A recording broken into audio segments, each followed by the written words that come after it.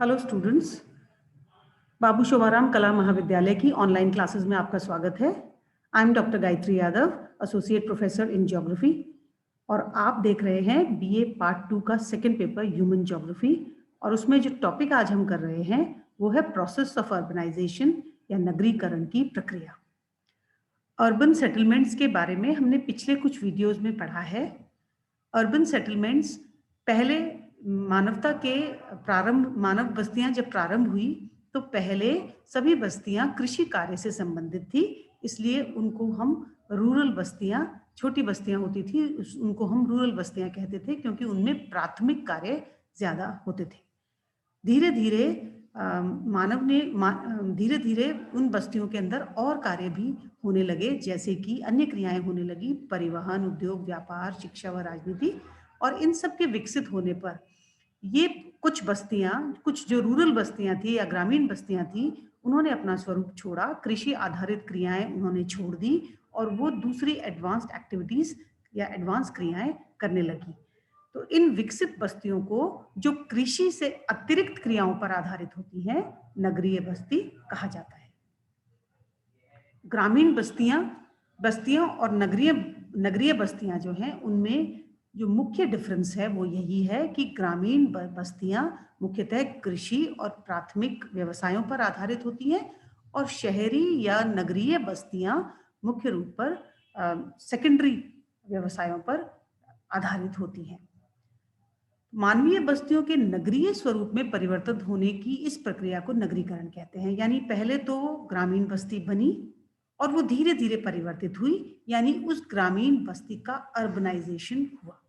वास्तव में यह परिवर्तन प्रक्रिया समाज के 3 पहलुओं पर निर्भर करती है। तो हम कब कहते हैं कि ग्रामीण बस्ती शहरी बन गई? उसके लिए 3 स्तर हैं। जननांकी, यानी कि जब उसकी जनसंख्या बढ़ जाती है तो वह ग्रामीण से शहरी बन जाती है, क्योंकि उसमें सुविधाओं का विस्तार होता है, इसलिए वहां पर जनसंख्या बढ़ती है। तो पहला जो स्तर है नगरीकरण का वो है जननांकिकी स्तर पर। दूसरा अवसंरचनात्मक स्तर पर, यानी कि उस नगर की संरचना बदल जाती है, वो ग्रामीण से दूसरे प्रकार की संरचना उसकी होती है, एडवांस्ड संरचना होती है। और तीसरा व्यवहारिक या बिहेवियरल स्तर पर। तो ये 3 स्तर हैं जिनमें जो कि सेपरेट करते हैं ग्रामीण बस्तियों को शहरी बस्तियों से।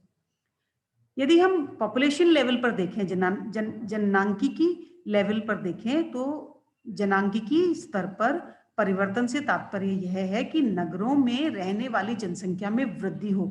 अर्बनाइजेशन का एक मुख्य कारण या मुख्य फैक्टर या मुख्य जो स्वरूप है वो ये है कि वहां की जनसंख्या में निरंतर वृद्धि होती है, क्योंकि वहां पर सभी सुविधाएं और इंफ्रास्ट्रक्चर पूरी तरह से डेवलप्ड होते हैं।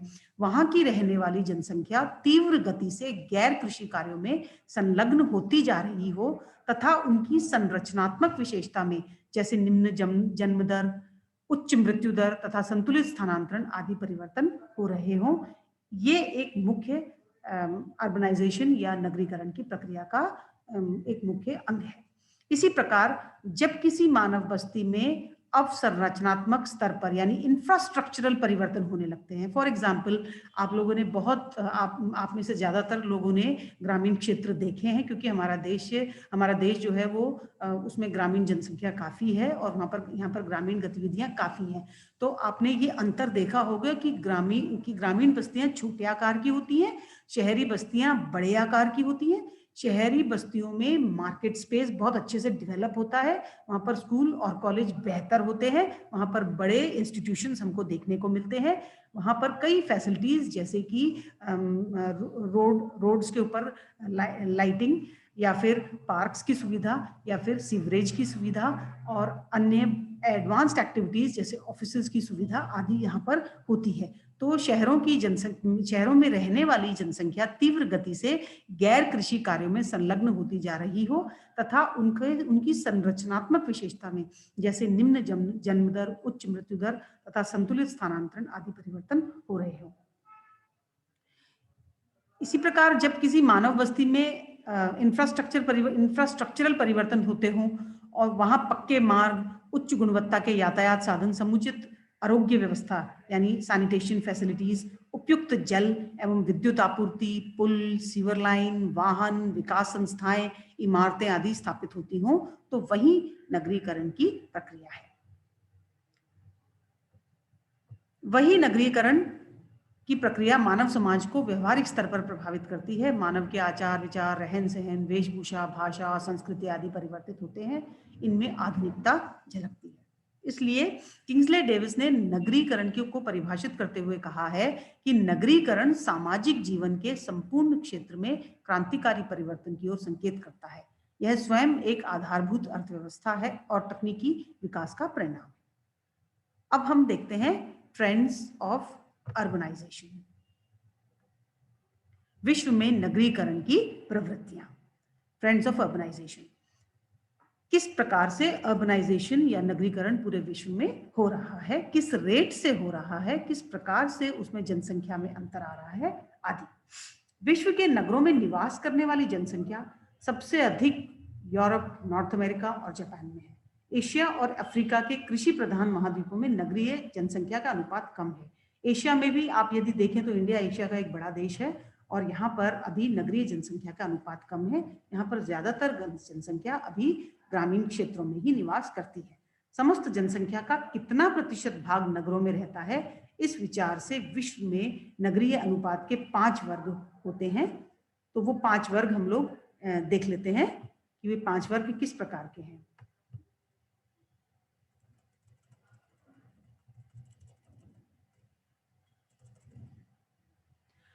एक लाख से अधिक जनसंख्या वाले नगरों की अधिक संख्या संयुक्त राज्य अमेरिका, यूएसए, सोवियत रूस तथा यूरोप के देशों एवं भारत, चीन, इंडोनेशिया, पाकिस्तान, जापान तथा कोरिया में है। यानी कि वे नगर जिनकी जनसंख्या 1 लाख से ज्यादा है, वो नगर सबसे ज्यादा इन देशों में है। विश्व में नगरीय आबादी के 9 मुख्य क्षेत्र हैं, यानी कि ऐसे विश्व में 9 एरियाज को हम मार्क कर सकते हैं जहां पर सबसे ज्यादा अर्बनाइजेशन ट्रेंड या नगरीकरण देखने को मिलता है। सबसे पहला है संयुक्त राज्य अमेरिका और दक्षिण कनाडा। यहाँ पर विश्व के सबसे एडवांस्ड नगरीय क्षेत्र हमको देखने को मिलते हैं। सेकंड नंबर पर है उत्तर पश्चिमी यूरोप यानी north western Europe, Britain, Netherland, Germany, Denmark, Sweden, France, Italy. ये सारे यूरोपीय देश हैं और यहाँ पर हमको बहुत अधिक नगरीकरण देखने को मिलता है। तीसरा जो क्षेत्र है वो है पूर्वी यूरोप, रूस, पोलैंड, यूक्रेन, बेलारूस। चौथा प्रदेश है पूर्वी एशिया। पूर्वी एशिया में चीन, जापान तथा कोरिया, इनका काफी भाग अर्बनाइज्ड है या यूं कह सकते हैं यहाँ पर नगरीकरण काफी हद तक हो चुका है। पांचवा है पश्चिमी एशिया। पश्चिमी एशिया में ईरान, इराक, फारस की खाड़ी के आसपास के देश। शेष 4 में अधिकतर कृषि प्रधान नगर अधिकांशतः समुद्री तटों पर स्थित हैं। दक्षिणी अमेरिका में ला प्लाटा नदी का क्षेत्र, फिर है ऑस्ट्रेलिया और न्यूजीलैंड।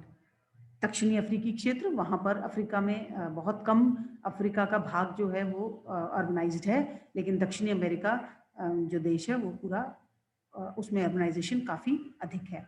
9वां है दक्षिणी एशिया या भारतीय उपमहाद्वीप। यहाँ पर भी अर्बनाइजेशन ट्रेंड अब ऊपर की ओर जा रहा है, यानी कि अर्बनाइजेशन यहाँ पर बढ़ता जा रहा है। जैसे कि आप लोग सब जानते हैं कि पिछले कुछ समय में इंडिया में अर्बनाइजेशन ट्रेंड या नगरीकरण काफी अधिक देखने को मिला है। बहुत से लोग सुविधाओं के कारण, अपने बच्चों की एजुकेशन के कारण ग्रामीण क्षेत्रों को छोड़कर और शहरी क्षेत्रों की ओर पलायन करने लगे हैं। उसका एक कारण ये भी है कि कई जगह पर ग्रामीण क्षेत्रों में जल का अभाव होने से अब कृषि कार्य उतने अच्छे से नहीं हो पाता। इसलिए लोगों को जब लोगों का रोजगार जब कृषि के रूप में था तब तक वो वहाँ रहे, और अब वो रोजगार को ढूंढने के लिए शहरों की तरफ आते हैं और फिर धीरे धीरे वहाँ पर रहना स्थायी रूप से प्रारंभ कर देते हैं। तो ये है नगरीकरण के 9 मुख्य क्षेत्र जो कि हमने पढ़े हैं। और अब हम पढ़ते हैं हम नगरों का आकार के हिसाब से नगरों का एक तरह से हम क्लासिफिकेशन कर लेते हैं। तो हम सबसे पहले शुरू करेंगे सबसे बड़े नगर से, जिनको कि हम प्राइमेट सिटीज कहते हैं। सबसे बड़े या प्रथम पद के नगर, प्राइमेट सिटीज। ये मार्क जेफरसन ने ये कॉन्सेप्ट दिया था प्राइमेट सिटीज का। नगरों के छोटे बड़े आकारों के आधार पर प्रत्येक देश में जो सबसे बड़ा नगर होता है उस देश का प्रथम पद का नगर या प्राइमेट नगर कहलाता है। तो मार्क जेफरसन ने प्रथम पद के अर्थात प्राइमेट नगरों का अध्ययन करके यह देखा कि सामान्यतः किसी देश का प्रथम नगर उस देश के द्वितीय नगर के 2 गुने या 3 गुने से अधिक बड़ा होता है। जेफरसन ने देखा कि विश्व के 28 प्रमुख देशों में सबसे बड़ा नगर वहां के द्वितीय नगर के 2 गुने से अधिक बड़ा था और 18 देशों में 3 गुने से अधिक बड़ा था। उसने इस बात को प्राइमेट नगर के सिद्धांत लॉ ऑफ प्राइमेट सिटी के नाम से प्रतिपादित किया। जेफरसन का मत है कि प्राइमेट नगर अपने देश की राष्ट्रीय प्रवृत्ति नेशनल डिस्पोजिशन को किसी अन्य नगर की अपेक्षा अधिक पूर्णता से व्यक्त करता है। जेफरसन के सिद्धांत की 3 बातें सारभूत थी। प्राइमेट नगर का आकार द्वितीय नगर से बहुत अधिक बड़ा होता है। दूसरा, प्राइमेट नगर अपने राष्ट्र की प्रवृत्ति और प्रभाव नेशनल इन्फ्लुएंस का द्योतक होता है, यानी उसका साइज कितना बड़ा है ये उस देश का नेशनल इन्फ्लुएंस दिखाता है। तीसरा, प्राइमेट नगर एक बार बड़ा हो जाने के बाद भविष्य में आकार और प्रभाव में दूसरे से अधिक बढ़ता ही चला जाता है। फॉर एग्जाम्पल, यदि हम हमारे इंडिया के मेट्रो सिटीज को देखें, मुंबई, दिल्ली, कोलकाता या चेन्नई, तो हम देखते हैं कि दिल्ली आकार में लगातार पहले से ही वो बहुत बड़ा है, लेकिन वो आकार में लगातार बढ़ता ही जाता है। दिल्ली के आउटसाइड एरियाज में नई कॉलोनीज, नई एरियाज डेवलप होते जाते हैं और वो बढ़ता चला जाता है और वहां तक यातायात भी विकसित होता जाता है, यानी पूरी सिटी का यातायात बहुत अच्छा होता है। जैसे कि दिल्ली में मेट्रो आ गई है, उसके कारण एक स्थान से दूसरे स्थान पर जाने में बहुत सुविधा होती है। तो प्राइमेट नगर की ये एक खूबी है कि एक बार बड़ा हो जाने के बाद भविष्य में आकार और प्रभाव में दूसरे से यह ज्यादा बढ़ता ही चला जाता है। तो स्टूडेंट्स, आज के लिए इस वाले लेक्चर में बस इतना ही। आज हमने प्रोसेस ऑफ अर्बनाइजेशन शुरू किया है और इसमें इसके हम दूसरे पार्ट्स भी दूसरे वीडियोस में करेंगे।